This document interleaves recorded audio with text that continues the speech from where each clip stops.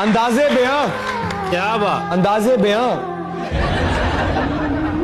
कहाँ आई है? मजाक रात में क्यों?